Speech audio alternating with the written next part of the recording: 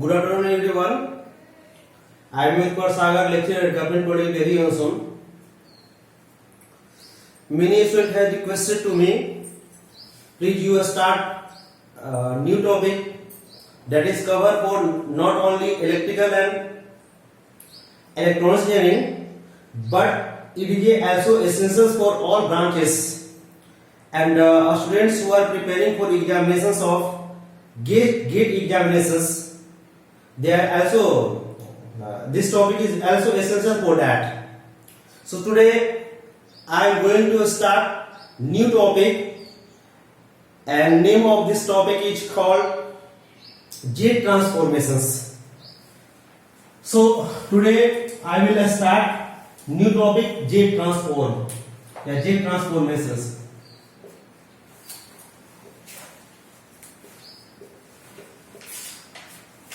Jet transformation.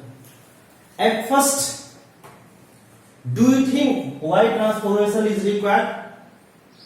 Because many life problems, बहुत सारे ऐसे प्रॉब्लम्स हैं जिसको हम लोग मैथमेटिकली मैनिपुलेशंस करते हैं. जैसे कि आपके पास डिफरेंस इक्वेशंस होता है, उस डिफरेंस इक्वेशंस को हम लोग क्या करते हैं, by using object transform solve करते हैं. सिस्टम जो होता है वो लीनियर एंड टाइम इनवायरेंट सिस्टम होता है.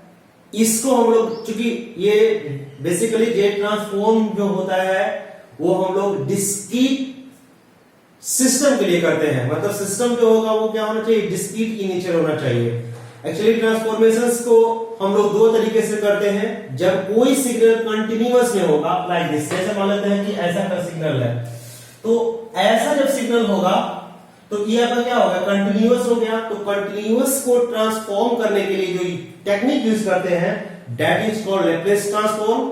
और जब कोई सिग्नल क्या होगा, डिस्क्रीट फॉर्म में होगा, like this, like this, like this, like this, तो ये आपका क्या होगा, 0 1 2 3 4. Discrete signal means value of y. Suppose yn is function of xn, तो xn जो होगा, n is always belongs to integer. यहां n जो होगा वो क्या होगा, 0 होगा, 1 होगा, 2 होगा, plus minus 1, plus minus 2, plus minus 3, so on. मतलब ऑलवेज बिलोंग्स टू ये क्या है, इंटीजर है. मिस डिस्क्रीट सिग्नल में जब भी हम लोग वैल्यू एनालिसिस करेंगे तो 0, plus minus 1, plus minus 2, plus minus 3, so on. तो बेसिकली जेट ट्रांसफॉर्म में हम लोग क्या करेंगे कि इसमें ट्रांसफॉर्मेशंस करने जा रहे हैं. वो कैसे करेंगे, तो एक मैथमेटिकली मैनिपुलेशंस होता है. मैथमेटिक्स हम लोग यहां अप्लाई करेंगे. Basically if xn is a discrete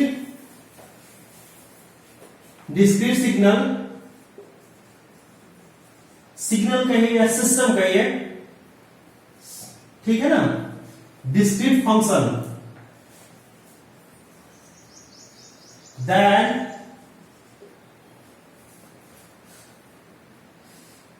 z transform of xn is represented by, represent जो हम लोग करते हैं वो कैसे करते हैं, तो xz से करते हैं. xz देखिए यहां पर आपका क्या होगा, xn जो है वो डिस्क्रीट फंक्शंस है, उसको हम लोग स्मॉल में कर रहे हैं. और ये जेट फंक्शंस जो है इसको हम लोग कैपिटल लेटर से लिख रहे हैं. इसको हम लोग रिप्रेजेंट करते हैं summation of n equals to minus infinity to infinity function xn into j to the power क्या होगा, n. This is the basic definitions of jet transform. This is a basic equation of jet transform. You think about it. जैसे मान लेते हैं कि कोई signal continuous है, तो कंटिन्यूअस सिग्नल को हम लोग कैसे जोड़ते हैं या कैसे हम लोग एनालिसिस करते हैं. तो ये जो देख रहे हैं दैट इज कॉल्ड समेशन. ये क्या बता रहा है, आपका समेशन बता रहा है. लेकिन जब कोई आपका सिस्टम ऐसा हो, मान लेते हैं कि ये ऐसा है, एक ऐसा फंक्शन है, तो डेफिनेटली कैसा है, कंटिन्यूअस है. तो कंटिन्यूअस को हम लोग एडिशंस जो करते हैं बाय यूजिंग ऑफ इंटीग्रेशन करते हैं, लेकिन यहां जो सिस्टम है वो कैसा है, डिस्क्रीट है। तो डिस्क्रीट सिस्टम का हम लोग एनालिसिस जो करते हैं बाय यूजिंग ऑफ समेशंस करते हैं। अच्छा, इस जो एक्सजेड है इसको बोलते हैं हम लोग बाय डायरेक्शनल। क्योंकि यहां पर क्या होगा कि दो चीज होंगे। सपोज हम इसको ऑरिजिन करते हैं, सपोज यहां पर एक पर क्या हो गया ऑरिजिन, तो ऑरिजिन के बाएं तरफ क्या होगा -1 -2 घटते घटते यहां पर क्या होगा माइनस इंफिनिटी तक आएगा। इसी तरह से दाएं तरफ 1 2 3 4 सो ऑन। मतलब राइट साइड में क्या होंगे कि integer started from 0 towards infinity right side, and क्या होगा 0 से घटते घटते घटते घटते लास्ट में माइनस इंफिनिटी की ओर चला जाएगा। तो इसको हम लोग एनालिसिस चूंकि दोनों तरफ कर रहे हैं, इसीलिए इसको बोलते हैं हम लोग बाई डायरेक्शनल लैप्लेस ट्रांसफॉर्म। क्या बोलते हैं इसको, बाई डायरेक्शनल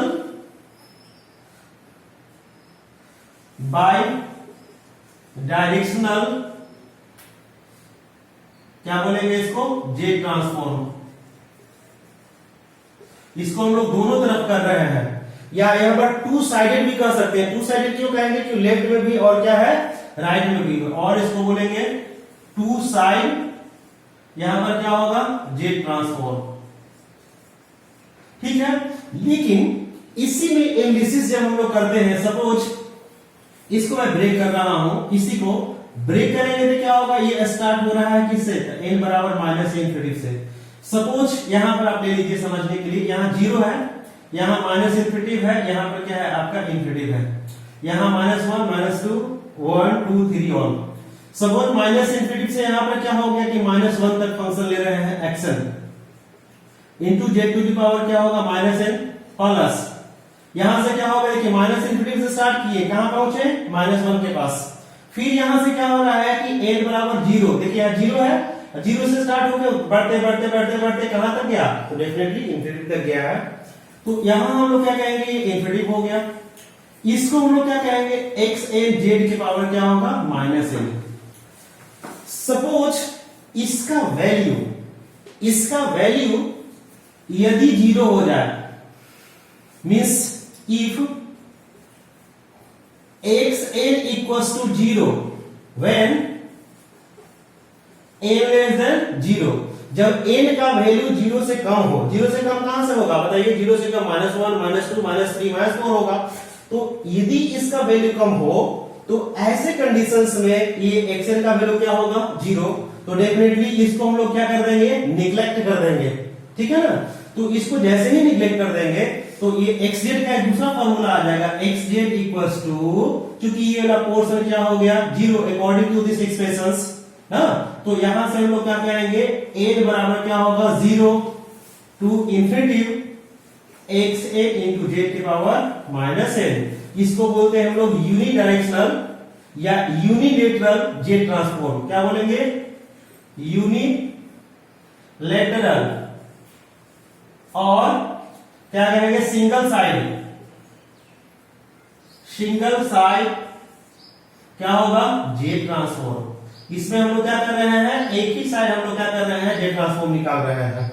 ये बेसिकली सिस्टम जो होगा वो क्या होगा, कैजुअल सिस्टम का आपने नाम सुना है, इसको हम लोग बोलते हैं कैजुअल सिस्टम। कैजुअल सिस्टम का अर्थ क्या होगा कि जैसे हम लोग कोई सिस्टम लेते हैं और उसमें टाइम जो होगा, आउटपुट जो होगा वो प्रेजेंट टाइम पर डिपेंड करेगा। ठीक है, प्रेजेंट टाइम पर डिपेंड करता हो या पिछले टाइम पर डिपेंड करता हो तो उसको बोलते हैं हम लोग कैजुअल।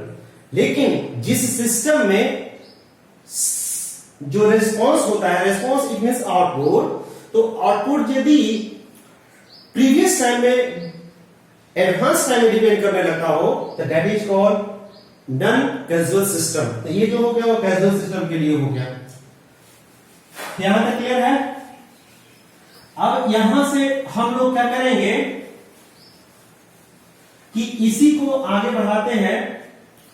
इसमें दूसरे केस में क्या होगा, केस थर्ड, यहां पर केस 2 में आपका ये एक्सप्रेशन आया, इसी एक्स जेड को हम लोग और भी लिख सकते हैं क्या, तो n बराबर minus infinity to minus X N और इंटू क्या होगा e⁻⁷ क्या होगा -n। यहां आप देख रहे हो ना, इफ ये कब ऐसा हो रहा है, जब आप लोगों ने समझ लिया होगा क्या, जब xn का वैल्यू 0 है। 0 कब ऐसा हुआ है, when n is greater than 0। अर्थात क्या होगा कि n का वैल्यू जैसे जैसे वैल्यू बढ़ेगा ना, वैसे वैसे इसका वैल्यू क्या होगा, क्योंकि n का वैल्यू अब बढ़ने का मतलब क्या, आप यहां से समझ सकते हो, जैसे 0 हो गया, -1 हो गया, -2, 1 2 3 4। तो देखिए यहां n का वैल्यू 0 से बड़ा है या 0 के बराबर है, 0 से बड़ा बराबर, तो देखिए 0 हो गया, तो 0 से बड़ा या बराबर लेंगे तो ये साइड का सिस्टम का वैल्यू क्या होगा, यहाँ 0 होगा, 0 होगा, 0 होगा, 0 होगा, 0 होगा। अर्थात क्या होगा कि you have no any significant of this number, ठीक है। तो इसी को भी हम लोग क्या कहेंगे, इसी तरह से यूनिलेटरल कहेंगे या सिंगल साइडेड जेड ट्रांसफॉर्म, ठीक है ना। सिंगल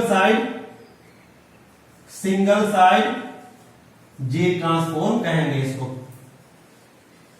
ठीक है ना। ये जो सिस्टम होगा ये आपका क्या होगा, एंटी कैजुअल, क्या होगा, इसको सिस्टम को कहेंगे, जिस सिस्टम ऐसा होगा उसको बोलते हैं हम लोग, this system is called anti casual, ठीक है ना। इसमें हम लोग क्या कहेंगे, सिस्टम क्या कहलाएगा, this system is called casual system कहलाएगा, इसको हम लोग कहेंगे कैजुअल सिस्टम। कैजुअल सिस्टम का मतलब होता है कि आउटपुट जो होगा वो प्रेजेंट टाइम पर डिपेंड करेगा। मैं छोटा सा एग्जांपल समझा देता हूं, जैसे मान लेते हैं कि yn बराबर लिखा हुआ है xn-1 और xn लिखा हुआ है। सपोज n आपका क्या है, डिस्क्रीट टाइम है, सपोज आप इसको 1 सेकेंड मानते हैं, तो 1 सेकेंड मान रहे हैं तो इसका वैल्यू क्या हो गया, यहाँ आपका 1 सेकेंड मतलब ये भी प्रेजेंट टाइम है, और 1 में से 0 जाएगा तो क्या होगा, 1 में यहाँ पर भी क्या होगा, n-1 था ना, तो यहाँ 0 और यहाँ पर क्या हो गया x1। तो देख रहे हैं ना, यहाँ पर क्या होगा कि आउटपुट 1 वो प्रेजेंट टाइम पर डिपेंड कर रहा है 1 पर या 0 पर डिपेंड कर रहा है। अर्थात क्या होगा कि प्रेजेंट टाइम के साथ साथ क्या होगा कि प्रीवियस टाइम पर भी कैजुअल सिस्टम में डिपेंड करता है, एडवांस में डिपेंड नहीं करता है।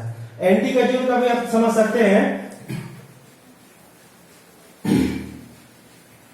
अब यहां पर हम लोग क्या करेंगे, कंडीशंस, चूंकि हियर जेड क्या है, here Z is a complex number है ये, या कॉम्प्लेक्स वेरिएबल का कॉम्प्लेक्स नंबर आप लोगों ने पढ़ा होगा। जेड बराबर क्या होता है, तो आप लोग सभी जानते हैं ए प्लस क्या होगा, जेबी कर सकते हैं या आईडी कहिए, आप जैसे जेबी कहिए इसमें, ठीक है ना। तो इसको हम लोग क्या कर सकते हैं कि इस फॉर्म में लिख सकते हैं आर इंटू थीटा, ऐसे फॉर्म में। तो एक तरह से समझिए कि ये जेड क्या हो गया, कॉम्प्लेक्स वेरिएबल हो गया, जेड क्या हो गया, कॉम्प्लेक्स नंबर हो गया।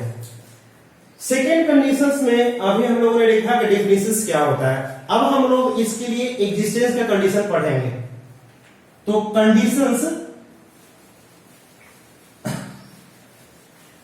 Condition of Z transform, condition of existence of Z transform. Z transform होने के लिए कुछ कंडीशंस होते हैं, उस कंडीशंस को हम लोग पढ़ेंगे।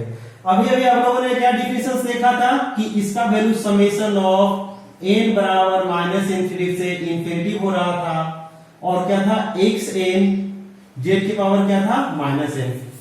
कहता है कि कंडीशंस कहता है कि सपोज ये आपका क्या हो गया, एक्सप्रेशंस हो गया, इस एक्सप्रेशंस का वैल्यू मतलब मॉडुलस यदि फाइनाइट है, क्या होगा, यहां पर क्या होगा, फाइनाइट ना। इसका हम लोग वैल्यू यदि हम लोग क्या करेंगे, फाइनाइट कहेंगे, तो इसका मतलब क्या करेगा कि ये कंडीशंस एग्जिस्ट करेगा, मतलब यहां पर कहेंगे लेस देन इक्वल्स टू क्या होगा, फाइनाइट। इसका वैल्यू क्या होना चाहिए कि इसका वैल्यू जो होना चाहिए हमेशा क्या होना चाहिए, फाइनाइट होना चाहिए। दूसरे टर्म में हम समझ सकते हैं ऐसे, फॉर एग्जाम्पल, छोटा सा मैं एग्जाम्पल लेता हूं फॉर एग्जाम्पल के लिए, वहां से आपको क्लियर ज्यादा होगा। फॉर एग्जाम्पल यहां हमारा एक काम क्या है कि suppose find J transform of unit step function, ठीक है ना, यूनिट स्टेप फंक्शन। यहां पर यूनिट के पहले क्या होगा, डिस्क्रीट कर दीजिए, डिस्क्रीट, ठीक है ना, डिस्क्रीट यूनिट फंक्शन। तो डिस्क्रीट के लिए क्या होगा कि बेसिकली हम लोग क्या करते हैं, यूएन से रिप्रेजेंट करते हैं, ठीक है ना, ये यूएन हो गया। इसका वैल्यू क्या होता है, तो ग्राफिकली आप समझ सकते हैं ऐसे। यहां से क्या होगा कि इसको आप मान लीजिए 0, तो 0 के यहां पर पहले क्या होगा, -1 -2, यहां 1 2 3 4 ऐसे बढ़ते जा रहा है। सभी जगह इसकी हाइट क्या होती है, 1। इसका ऊंचाई कितनी है, 1। इसका ऊंचाई भी क्या है, 1। इसकी ऊंचाई 1, इसकी ऊंचाई 1 है, सो ऑन। मतलब इसका हाइट जो है हमेशा क्या है, 1 है, अर्थात इसको आप कहेंगे 1, ये भी 1 है, ये भी 1 है। इसका हमको क्या करना है कि फाइंड करना है जेड ट्रांसफॉर्म। तो सबसे पहले हम लोग क्या करेंगे, हमारा जेड ट्रांसफॉर्म का नियम क्या कहता है, एक्स जेड बराबर क्या कहता है, समेशन ऑफ एन बराबर -∞ से इंफिनिटी एक्स एन जेड के पावर क्या होगा, -n। देखिए ये बाएं तरफ आप देख रहे हैं, 0 के बाएं तरफ वो क्या होगा, पूरा 0 हो जाएगा। मतलब इसको हम लोग यदि ब्रेक करते हैं तो n बराबर -∞ से कहां तक जाएगा, -1 तक। किस जगह फिर क्या होगा, एक्स एन इंटू जेड के पावर -n प्लस n बराबर 0 से कहां होगा, इंफिनिटी, एक्स एन जेड के पावर क्या होगा, -n। ये वाला जो टर्म देख रहे हैं ना, एक्स एन का वैल्यू यहां देखिए, इसका 0 0 0 ऐसे है, तो ये वाला वैल्यू का कोई मतलब नहीं रहेगा, 0 होगा। परंतु यहां आप 0 बैठाइए तो यहां पर क्या होगा, x 0, x के पावर 0, x के पावर क्या होगा, यहां होगा 0, यहां होगा x1, z के पावर -1, x यहां पर क्या होगा 2, z के पावर -2, और ये बढ़ते बढ़ते यहां पर क्या होगा, इनफिनिट जाएगा। यहां से क्या होगा कि x0 का वैल्यू हम लोग यहां कितना देख रहे हैं, 1। यहां पर भी आपका क्या है, 1, z -1, यहां क्या होगा, z -2, z माइनस क्या होगा 3, और ये बढ़ते बढ़ते कहां तक जाएगा, इंफिनिटी तक। अब बताइए कि ये एपी में है कि जीपी में है, तो डेफिनेटली एपी में है कि जीपी में है, तो यहां पर क्या होगा, ये जीपी में है। तो जीपी का कंडीशन क्या होता है, जीपी का एक फॉर्मूला होता है, थोड़ा इसको आप मेमोराइज कर लीजिए, ठीक है। इसके लिए कंडीशन क्या होता है, a plus A R plus A R square plus A R cube, बढ़ते बढ़ते लास्ट में क्या हो जाएगा, यहां पर इंफिनिटी तक जाए। तो यहां से s बराबर फॉर्मूला होता है first term divided by 1 minus R, ठीक है ना। यहां where r is always there equals to क्या होगा, 1, ठीक है। तो यहां पर s बराबर फॉर्मूला होता है a plus A R plus A R square plus A R cube, बढ़ते बढ़ते इंफिनिटी तक गया। इस जगह से s बराबर क्या होता है, a by 1 minus R, where a is a first term और r is a common ratio. Common ratio is nothing but is a ratio of second term divided by first term, third term divided by second and so on.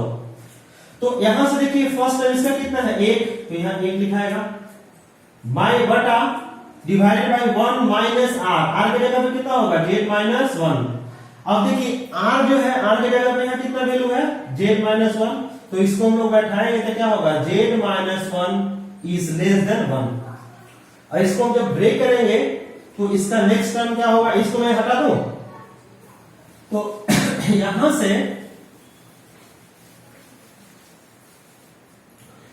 से value क्या होगा, इसको जब ऐसे लेंगे तो value आ जाएगा z अपॉन z माइनस 1 ऐसे लेने के बाद। और इसको देखिए, इसको हम लोग ऐसे लिख सकते हैं, व्हेन यहां पर क्या होगा 1 बाय z लेस देन 1, अर्थात क्या होगा मॉड z, इसको दाएं तरफ ले जाएंगे तो ग्रेटर देन क्या होगा 1। तो this is a z transform of क्या होगा, un का क्या होगा, ये z ट्रांसफॉर्म आपका ये आया। फिर हो गया चीज।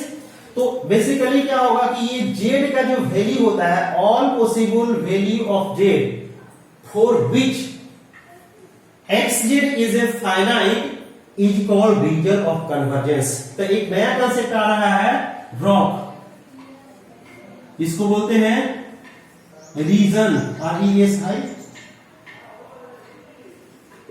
Reason of convergence. Region of convergence क्या होगा? all sets value of z for which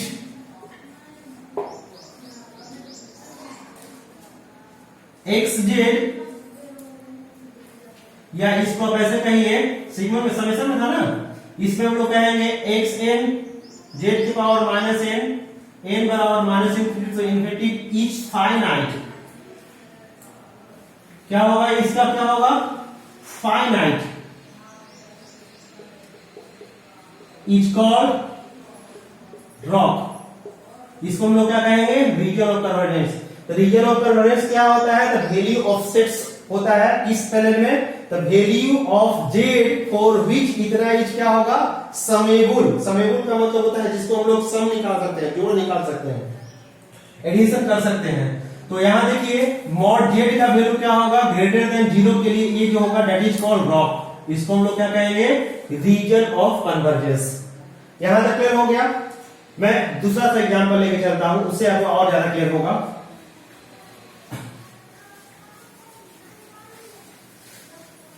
यहां एग्जाम्पल 2 में लेके चलता हूं। एग्जाम्पल 2 जैसे xn इक्वल्स टू है a to the power n un।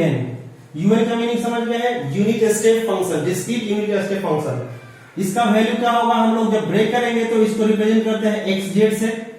Value formula क्या होगा? n बराबर 0, चूंकि ये स्टार्ट कहां से होगा? 0 से ना होगा, तो 0 से इंफिनिटी यूनिट एक्सपोर्ट होगा।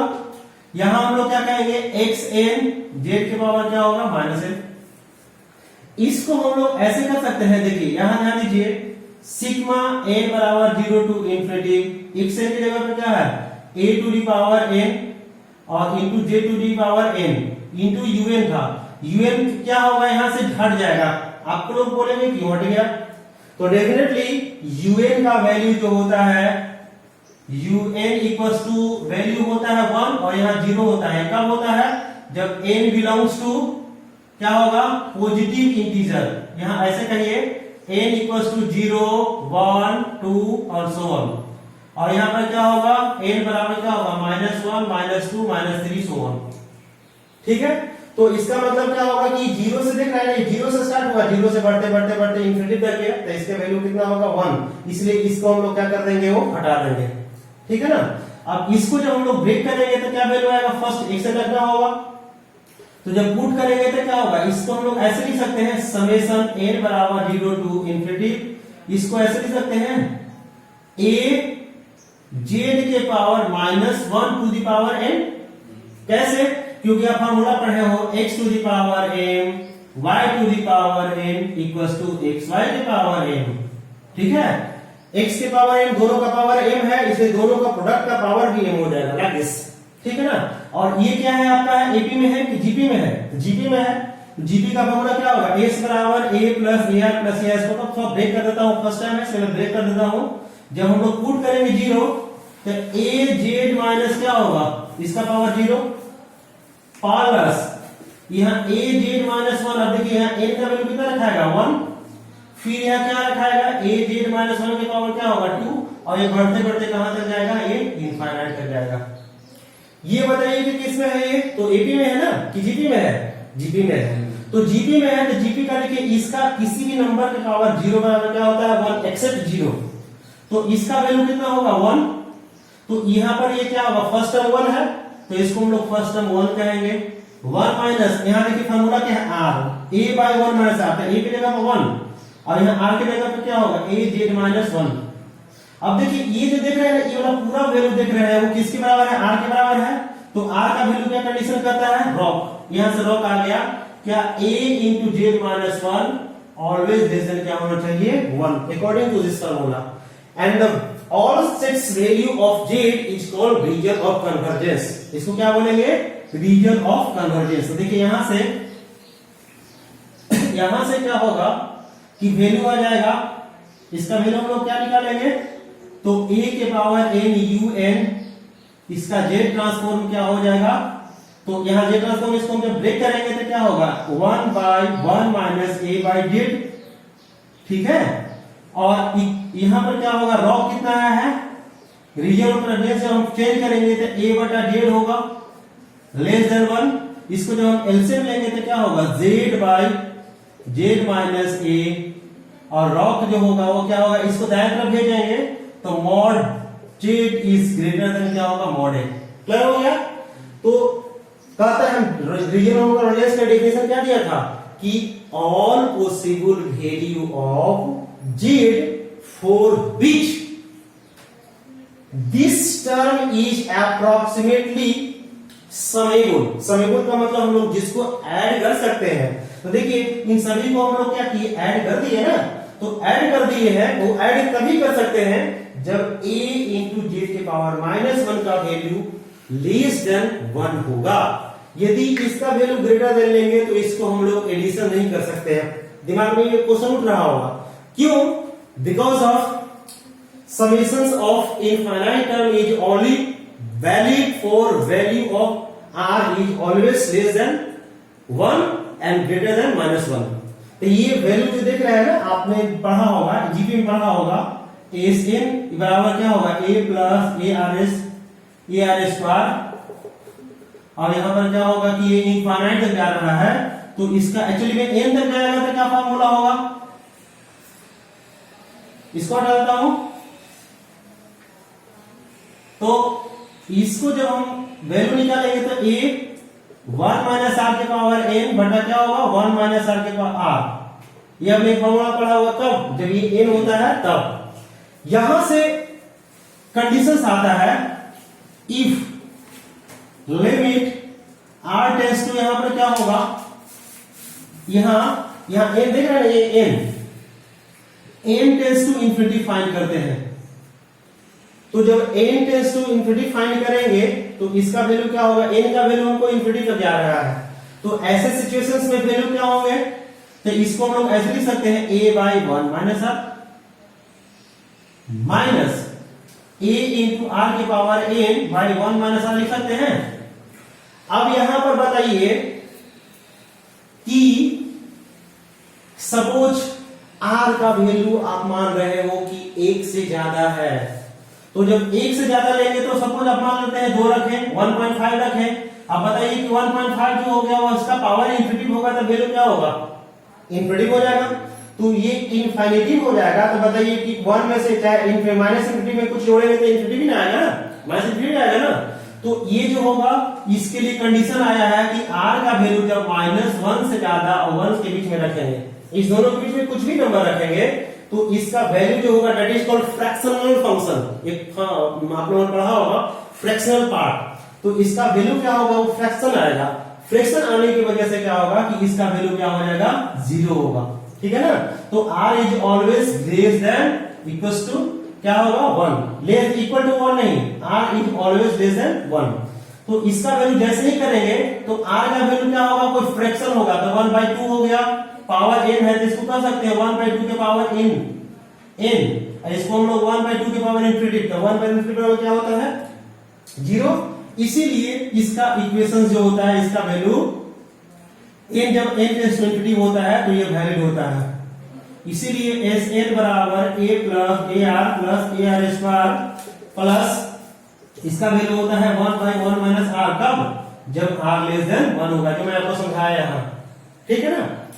तो ये आपका क्या होगा, डिफिनिशंस हो गया। अब हम लोग क्या कर रहे हैं कि आगे बढ़ रहे हैं।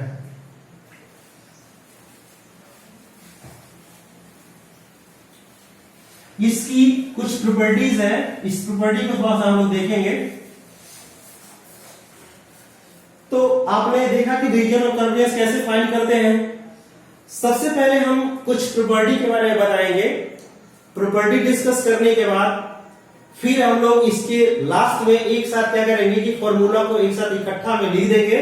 और इसमें सबसे बड़ी चीज है कि यू कुडंट मेमोराइज एनीथिंग, इसमें आपको किसी चीज को जरूरत नहीं है याद करने के लिए, सभी चीज ऑलमोस्ट कंसेप्ट पर बेस्ड है। इसमें केवल आप प्रॉपर्टी लगाओगे और आंसर एकदम इजीली पाओगे, मतलब किसी तरह की कोई प्रॉब्लम नहीं होगी। जैसे फर्स्ट है linearity property, properties of Z transform. First क्या है? Linear property. फर्स्ट क्या है? लीनियरिटी या लीनियर प्रॉपर्टी, लीनियरिटी कहिए। लीनियरिटी प्रॉपर्टी क्या कहता है? जैसे आप कंसीडर कर लो, ये आपका हो गया a1 x1 n, चाहे यहां पर आप x1 कहते हैं ना, x1। देखिए एक चीज और ध्यान देना है, ये x1 जो है वो किस डोमेन में है? किस डोमेन में है? टाइम डोमेन में है। अच्छा, अनदर जो करते हैं वो फ्रीक्वेंसी डोमेन में आता है। तो जेड ट्रांसफॉर्म का अनदर एप्लीकेशंस क्या हो गया कि डिस्क्रीट टाइम सिग्नल को हम लोग फ्रीक्वेंसी में कन्वर्ट करते हैं, ठीक है। तो यहां से हम लोग क्या करेंगे कि xn को हम लोग लिखेंगे x1z। यहां देखिए इसको स्मॉल से रिप्रेजेंट कर रहे हैं, इसको कैपिटल से। You could memorize it. इसको आप लोग ऐसे भी कर सकते हो, ऐसे भी लिख सकते हो, कोई बड़ी बात नहीं है। इसी तरह से आपका क्या हो गया, टू सिग्नल है xn, इसका हम लोग क्या कर रहे हैं जेड, जेड मतलब जेड ट्रांसफॉर्म, जेड ट्रांसफॉर्म इसका क्या है आपका है x2z, ठीक है ना जेड। अब यहां बताइए कि इसका हम लोग जब जेड ट्रांसफॉर्म, जब दोनों दो सिग्नल है, जब हम लोग दोनों को एक साथ मिला देंगे, मतलब यहां पर कहते हैं a1 x1 n a2 x2 n, तो इसका आपका क्या होगा, जेड ट्रांसफॉर्म जो होगा वो क्या होगा, तो a1, चूंकि a1 क्या है, कांस्टेंट है, तो यहां पर हम लोग क्या करते हैं, खाना खाते हैं, बीच में आकार मिलता है कंकड़, तो उसको हम लोग चुपचाप क्या करते हैं, निकाल के फेंक देते हैं। वही कंकड़ यहाँ पर क्या है, कांस्टेंट है। कांस्टेंट में हम लोग कुछ नहीं करेंगे, कांस्टेंट को बाहर रखेंगे और इसका हम लोग क्या करेंगे, जेड ट्रांसफॉर्म करेंगे। तो x1 क्या होगा z, और यहां पर क्या होगा a2 कैपिटल x2z। क्लियर हो गया। इस पर मैं एग्जांपल लेता हूं। एग्जांपल एक क्वेश्चन, जैसे मैं थोड़ा पहले, इसके पहले एक छोटा क्वेश्चन नंबर 3 लेता हूं। सपोज डेल्टा एन जो है, इसको डेल्टा एन आपने नाम सुना होगा, इसको बोलते हैं हम लोग इम्पल्स, इम्पल्स, ठीक है ना, इम्पल्स पीयूएस, इम्पल्स फंक्शन, ठीक है ना। इम्पल्स फंक्शन की खासियत क्या है कि डेल्टा एन का वैल्यू जो होता है हमेशा क्या होता है, एक होता है। कब? जब एन बराबर क्या होगा, 0, अदरवाइज इसका वैल्यू क्या होता है, 0। N does not equals to 0। इसका अर्थ आप समझ गए? इसका मतलब क्या होगा कि एन का वैल्यू जब 0 रखेंगे तो इसका वैल्यू कितना आएगा, 1, अदरवाइज सब पर क्या होगा, 0। क्लियर हो गया।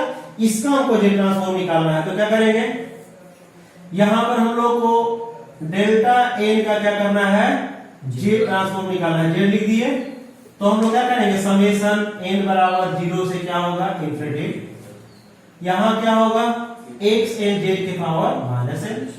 अब देखिए इसको वैल्यू रखिए यहां पर, तो क्या होगा, x0 जेड के पावर 0, x1 क्या होगा, यहां पर बोलिए, यहां पर क्या होगा, x था ना, यहां x अंदर में क्या होगा, 1 जेड के पावर -1, और यहां पर क्या होगा, x2 इंटू जेड के power -2 so on.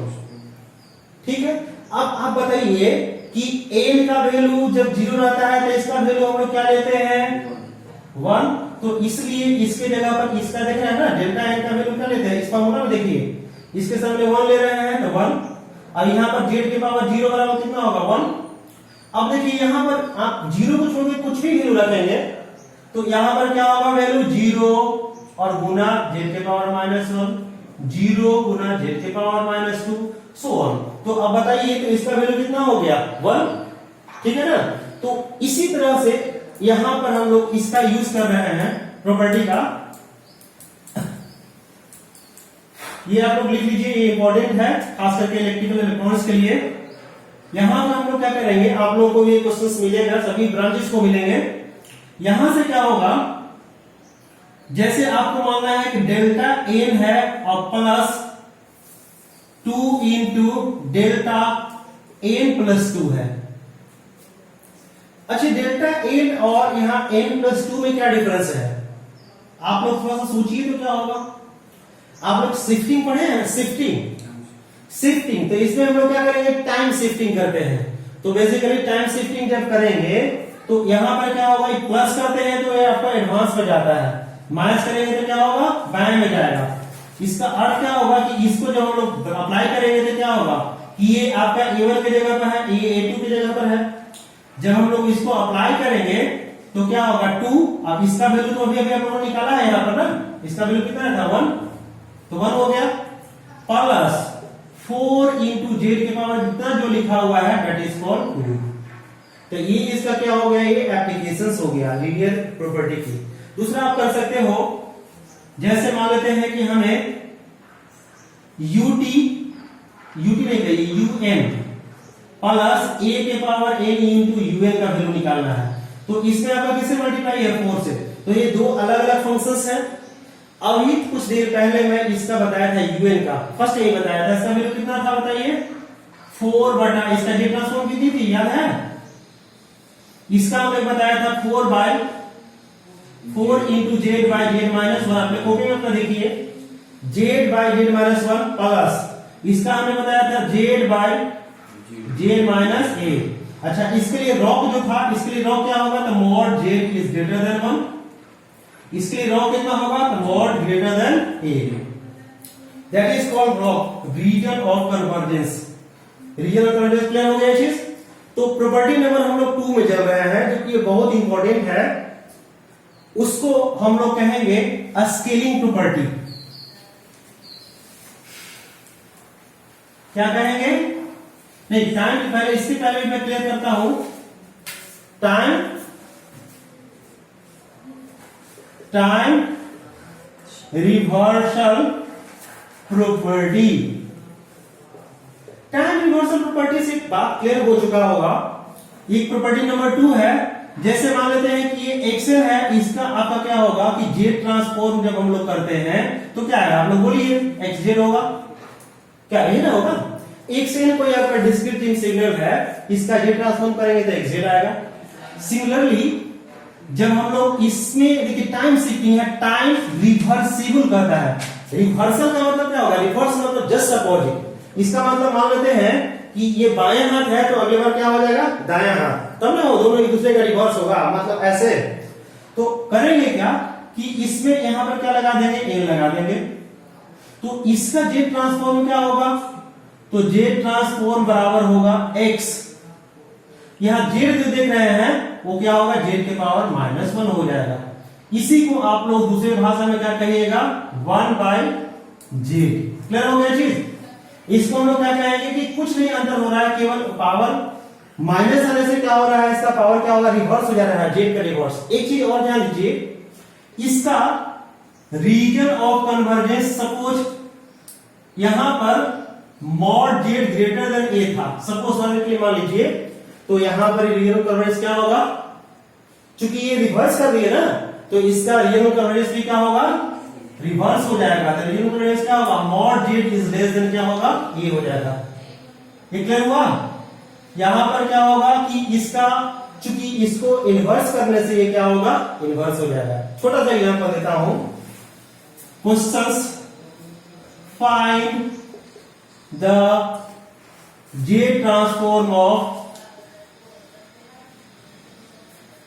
X N बराबर u माइनस एन। देखिए u माइनस एन, तो सबसे पहले हम लोग क्या करेंगे कि इसी प्रॉपर्टी का यूज करके, बाय यूजिंग, यहां लिखते हैं find the Z transform of this by using, यहां पर क्या होगा, टाइम रिवर्सल प्रॉपर्टी। तो सबसे पहले क्या करेंगे, थोड़ा सा आप लोग दिमाग में दौड़ाइए, यूएन का आप लोगों ने जब वैल्यू निकाला था तो यूएन का वैल्यू आप लोग जेड ट्रांसफॉर्म क्या निकाले थे, बोलिए, जेड ट्रांसफॉर्म निकाले थे जेड बटा जेड माइनस 1। Very good. यहां पर क्या होगा, मॉड ग्रेटर देन क्या था, 1 था ना, यहां देखिए यही था ना। अब हम लोग क्या करेंगे कि इसका वैल्यू हमको निकालना है, तो यहां पर क्या होगा कि x देखिए यहां पर क्या होगा, जैसे ही माइनस करेंगे तो यहां पर क्या होगा कि अब u माइनस एन हो जाएगा। u माइनस एन का जेड ट्रांसफॉर्म क्या होगा, तो अभी सबसे पहले फंक्शन में चलेंगे तो x जेड माइनस वन होता है। तो यहां देखिए जहां जहां जेड है वहां क्या लिखाएगा, इवन लिखाएगा। अब यहां मतलब क्या होगा, जेड के पावर माइनस वन बटा जेड के power minus one minus one. अब यहाँ देखिए रीजन ऑफ कन्वर्जेंस बिल्कुल चेंज हो जाएगा, क्यों, क्योंकि जो जेड था वहां पर क्या काम करेगा, जेड इनवर्स, अर्थात यहाँ जेड इनवर्स हम बैठा देंगे तो ग्रेटर देन 1 होगा। इसका वैल्यू निकालिएगा तो क्या होगा, जेड से हम लोग ऊपर नीचे मल्टीप्लाई करेंगे तो ऊपर में वैल्यू क्या होगा 1 और नीचे में होगा 1 माइनस जेड, ठीक है। और यहाँ पर जब हम पलटेंगे तो मॉड जेड क्या होगा, लेस देन 1। तो देख रहे हैं बहुत ही इजी है जिसको आप लोग कैलकुलेट कर सकते हैं। क्लियर है चीज। इसी तरह से हम लोग और भी इस प्रॉपर्टी का यूज कर सकते हैं। यहां पर एक और करता हूं, पहले आप इसको लिख लिए ना।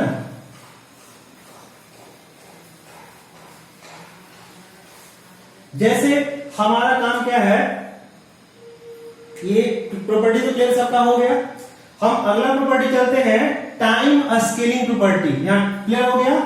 थर्ड जो प्रॉपर्टी है इसको बोलते हैं हम लोग scaling property. Scaling property, scale का मतलब क्या होगा, स्केल आप लोगों ने पढ़ा होगा फर्स्ट ईयर में इंजीनियरिंग ड्राइंग में। स्केल क्या करते हैं कि बहुत लंबे लंबे या लार्ज एरियाज को हम लोग क्या करते हैं, बहुत छोटे से में कन्वर्ट कर देते हैं। तो स्केलिंग बेसिकली दो तरह के होता है, एक कंट्रैक्शन जिसमें हम लोग कंप्रेस करेंगे और एक जो होता है एक्सटेंशन जो एक्सपेंड करेंगे। तो इसमें भी दो तरह के प्रॉपर्टी होते हैं, लेकिन दोनों को मैं कंबाइन करके लिख रहा हूं। इसकी प्रॉपर्टी क्या होगा कि इफ xn का क्या होगा कि कौन सा है, जेड ट्रांसफॉर्म क्या है आपका है, x1z है। सपोज ये x का क्या है, xz है। रॉक क्या यहां पर है, तो रॉक जो है आपका क्या होगा, मॉड हम मान लेते हैं जेड का वैल्यू a से बड़ा है और b से क्या है छोटा, कोई दिक्कत नहीं है। या ऐसे r1 कहीं ना, r1 से बड़ा है और यहां से क्या है आपका r2 से छोटा है, इसमें कोई डाउट नहीं है। इसकी रिजर्व कन्वर्जेंस ये है। अब यहां पर हम लोग क्या करेंगे, स्केलिंग करेंगे। स्केलिंग का मतलब क्या होगा, देखिए यहां x है तो यहां पर क्या होगा x।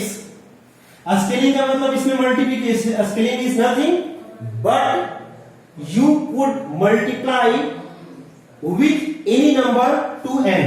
तो इसमें हम लोग क्या कर रहे हैं, a से मल्टीप्लाई कर दिए तो क्या होगा, ये an हो गया। इसका वैल्यू जो हम लोग फाइंड करेंगे तो जेड ट्रांसफॉर्म में क्या होगा, तो सबसे पहले होगा x और यहां पर क्या होगा जेड, और यहां ये जो देख रहे हैं ना नीचे में आ जाएगा। इसको आप लोग प्रूफ भी कर सकते हैं। अब जैसे ही नीचे में आ जाएगा अर्थात क्या होगा, रॉक चेंज हो जाएगा। रॉक r1 से जो बड़ा था, देखिए जेड का काम कौन कर रहा है, जेड बटा a। तो यहां पर क्या होगा, जेड बटा a लेस देन क्या होगा r2। मैं किसको प्रूफ कर देता हूं फॉर तो स्पष्ट हो जाएगा। फॉर प्रूफ करता हूं। सपोज हम लोग जानते हैं xz बराबर क्या जानते हैं सभी लोग, n बराबर minus infinity to infinity xn Z के पावर माइनस n, यही जानते हैं ना आप लोग, जानते हैं xz बराबर माइनस इंफिनिटी से इंफिनिटी xn इंटू जेड के पावर n। हमें क्या करना है कि x यहां पर क्या करना है, an का वैल्यू फाइंड करना है। तो और यहां से क्या होगा, n बराबर माइनस इंफिनिटी से इंफिनिटी, इसमें क्या होगा बताइए, तो x यहां हो जाएगा an इंटू जेड के पावर क्या होगा माइनस n, ठीक है। अब हम लोग क्या करेंगे, ये an जो लिखा हुआ है इसको हम लोग पुट कर देंगे। पुट an बराबर फॉर के लिए p मान लिए, तो n बराबर क्या होगा, p बटा a होगा, p बटा a होगा ना। अब हम लोग क्या करेंगे, देखिए यहां ध्यान दीजिए, जब ये p बाई a हो गया या यहां पर देखिए an बराबर ये हो गया, तो हम लोग n का वैल्यू निकालेंगे। इसमें हम लोग जब वैल्यू निकालेंगे तो क्या होगा, n बराबर यहां देखिए n की जगह पर क्या होगा माइनस इंफिनिटी लगेंगे, तो p का वैल्यू भी क्या होगा माइनस इंफिनिटी होगा ना। p का वैल्यू ऊपर में कितना लिखा हुआ है इंफिनिटी, इंफिनिटी में a से मल्टीप्लाई करेंगे तो क्या होगा इंफिनिटी। क्लियर है चीज। इसमें क्या होगा कि एन की जगह पर क्या आ जाएगा, पी आ जाएगा, और यहां से एन की जगह पर क्या आ रहा है, ये दिमाग लगाने वाला बात है, जेड की पावर क्या हो रहा है, P बाई ए। देखिए तो यहां ध्यान दीजिए, जेड में जो है, जेड का जो पावर है, इसको हम लोग इस फॉर्म में आ रहा है ना, x के पावर जेड का, चाहे इसको आप दूसरे टर्म में भी कर सकते हैं, जैसे ये तो मैं समझाया हूं इस फॉर्म में। तो इसका अर्थ क्या होगा कि इस फंक्शन को, चूंकि देखिए xn से कोई मतलब नहीं है, यहां पर क्या हो रहा है कि n में जो भी मल्टीप्लाई है उसका क्या हो रहा है 1/z, मतलब z देख रहे हैं ना, यहां z है तो इसके नीचे में कितना है 1 है, लेकिन जब यहाँ a आएगा, देखिए a से था गुणा, तो अब ये क्या होगा, a फॉर्म में आ गया, तो इसी को हम लोग कह सकते हैं कि क्या होगा, xz बटा क्या होगा, a होगा। तो ये अब क्या होगा, xz बाई a हो गया। मैं एग्जांपल दिखाता हूं, क्लियर हो गया चीज।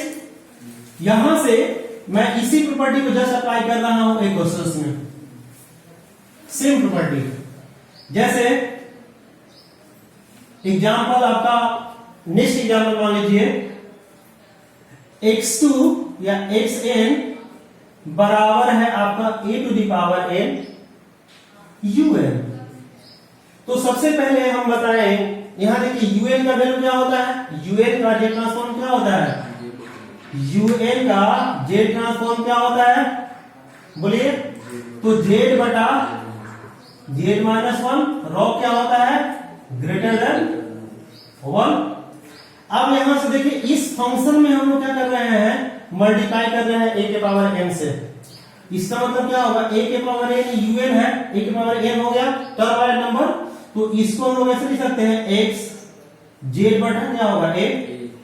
पहले जो फंक्शन का निकला हुआ था उसमें क्या होगा, z बटा a होगा, और जहां जहां आपका फंक्शन z था वहां क्या होगा, z बटा a माइनस 1। अब यहां पर z यहां पर क्या होगा, मॉड z बटा a इज ग्रेटर देन 1, ठीक है। तो यहां से वैल्यू कितना होगा, z बटा z माइनस a, और मॉड ग्रेटर देन क्या होगा a। तो ये आपका क्या होगा, कौन सी प्रॉपर्टी हो गई, स्केलिंग प्रॉपर्टी हो गई। क्लियर है यहां से आपको यह स्पष्ट हो गया। अगली प्रॉपर्टी पे जब हम लोग चलेंगे तो यहां अगला प्रॉपर्टी है टाइम शिफ्टिंग प्रॉपर्टी।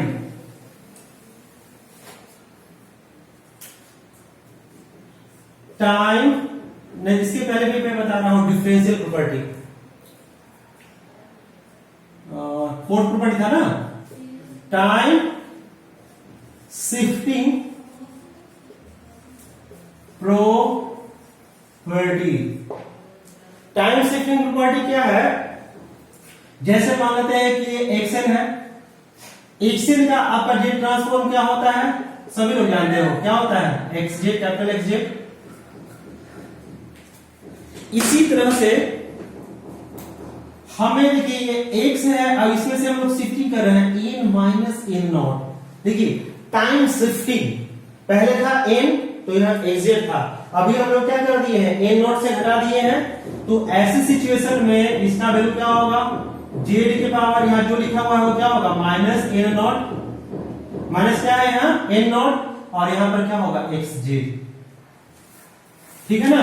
तो टाइम शिफ्टिंग प्रॉपर्टी में आपने देखा क्या कि जितना से शिफ्ट कर रहे हैं वही इसका वैल्यू हो जा रहा है। जैसे एग्जांपल मैं देता हूं, फॉर एग्जांपल यहां एग्जांपल लेता हूं, जैसे आपके पास xn बराबर आपके जानते हैं क्या है, un माइनस 1 का फाइंड करना है। तो देख रहे हैं ना, पहले क्या था कि आप इसको भूल जाइए n माइनस 1 को, आप un का देखिए, पहले यहां पर क्या होगा, तो un का जेड ट्रांसफॉर्म क्या होता है, बोलिए, un का सभी लोग जानते हैं जी, क्या होगा, z बाई जेड माइनस 1। कब ऐसा होता है, जब मॉड ग्रेटर देन 1, मतलब रॉक लिखना एकदम नेसेसरी है, रॉक रीजन ऑफ कन्वर्जेंस क्या होगा, ग्रेटर देन 1 होगा। अब आप देखिए यहां पर टाइम शिफ्टिंग किया है, ठीक है। तो जैसे ही टाइम शिफ्टिंग करेगा तो ऐसे सिचुएशंस में वैल्यू क्या होंगे, un माइनस 1 का हम लोग जब करेंगे, देखिए यहां माइनस 1 से किया है तो जस्ट में यहां फॉर्मूला अप्लाई करेंगे, यहां पर क्या होगा, तो यहां से जेड की पावर क्या होगा, -1, ठीक है ना, -1, और इनटू क्या होगा, xz है, xz, यहां से देखिए xz का कुछ वैल्यू आपके पास है, xz का वैल्यू क्या है, ये वाला पूरा वैल्यू है, इसको हम लोग सब्स्टिट्यूट कर देंगे, तो क्या होगा, z के power -1, z-1 divided by z-1, ये दोनों कट जाएगा ना, तो यहां पर लॉग में कोई चेंजिंग नहीं आएगा, इसका मतलब क्या होगा, 1/z-1, ठीक है, तो ये आपका क्या हो गया, टाइम शिफ्टिंग प्रॉपर्टी। एक चीज थोड़ा सा गौर कीजिए, यहां ये n देख रहे हैं ना, दो चीजें होंगी, इसका रीजन जो होगा रियल नंबर होगा, लॉग जो होगा all r belongs to real except, यहां पर जो होगा लॉग जो होगा वो क्या होगा, रियल नंबर होगा, ठीक है ना, ऑल रियल वैल्यू एक्सेप्ट, तो एक्सेप्ट क्या होगा, थोड़ा सा आप गौर कीजिए, ध्यान दीजिए, यहां सपोज यहां पर जेड का वैल्यू मान लेते हैं कि जेड की पावर -n है, इसको हम लोग क्या लिख सकते हैं, थोड़ा सा दो केस होगा, 1 क्या होगा बताइए, जेड की power n, case first, suppose Z का वैल्यू हम लोग ले रहे हैं 0, सपोज 0 ले रहे हैं, और n का वैल्यू जानते क्या ले रहे हैं, ग्रेटर देन 0, क्या होगा बताइए, ये 0 है, और 0 के पावर यहां पर क्या हो गया, 0, या 0 से बड़ा कुछ लीजिए, 1 2 3 4 कुछ लीजिए, तो 0 के पावर 5 रखिएगा तो 0 आएगा, और 1/0 बराबर क्या होता है, इंफिनिटी, तो क्या ये डिफाइंड होगा, नहीं होगा, तो फर्स्ट केस में क्या होगा कि यहां पर जेड, यहां से कहिए कि जेड का वैल्यू क्या था, तो Z does not equal to क्या होना चाहिए, 0, जेड 0 नहीं होना चाहिए, और क्या नहीं होना चाहिए, कब, जब n ग्रेटर देन 0।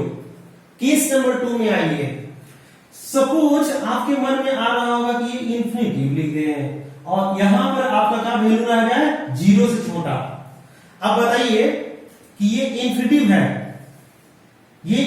है, तो 1/इंफिनिटिव हो गया, और n का वैल्यू 0 से छोटा कोई नंबर बोलो, -1 -2 -5, तो सपोज यहां पर -2 रख देते हैं, तो -2 पर जाएगा तो क्या होगा, +2 होगा, और इंफिनिटी के पावर 2 बराबर क्या होगा, इंफिनिटी होगा, तो क्या ये वाई डिफाइंड होगा, नहीं होगा, इसका अर्थ क्या होगा कि all real value except region of convergence में z बराबर 0 और n बराबर, जब z बराबर 0 होगा तो उसमें n बराबर 0 नहीं होना चाहिए, और दूसरा क्या होगा, और क्या होगा बोलिए, आप लोग तो देख रहे हैं ना, z बराबर क्या होगा, इंफिनिटी जब होगा तो a लेस देन 0 नहीं होना चाहिए, इस दोनों कंडीशंस को छोड़ करके सभी जगह ये डिफाइंड है, ठीक है ना, तो अभी आप लोग क्या कर सकते हैं कि कुछ क्वेश्चंस बना सकते हैं, तो अभी मैं क्लास को स्टॉप कर रहा हूं,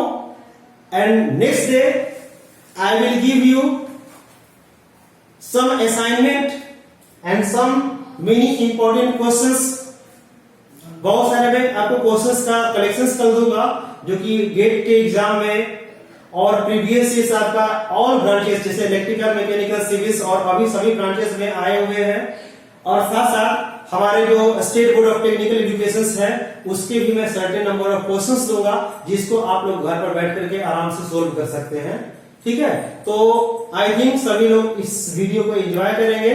thank you for watching my video.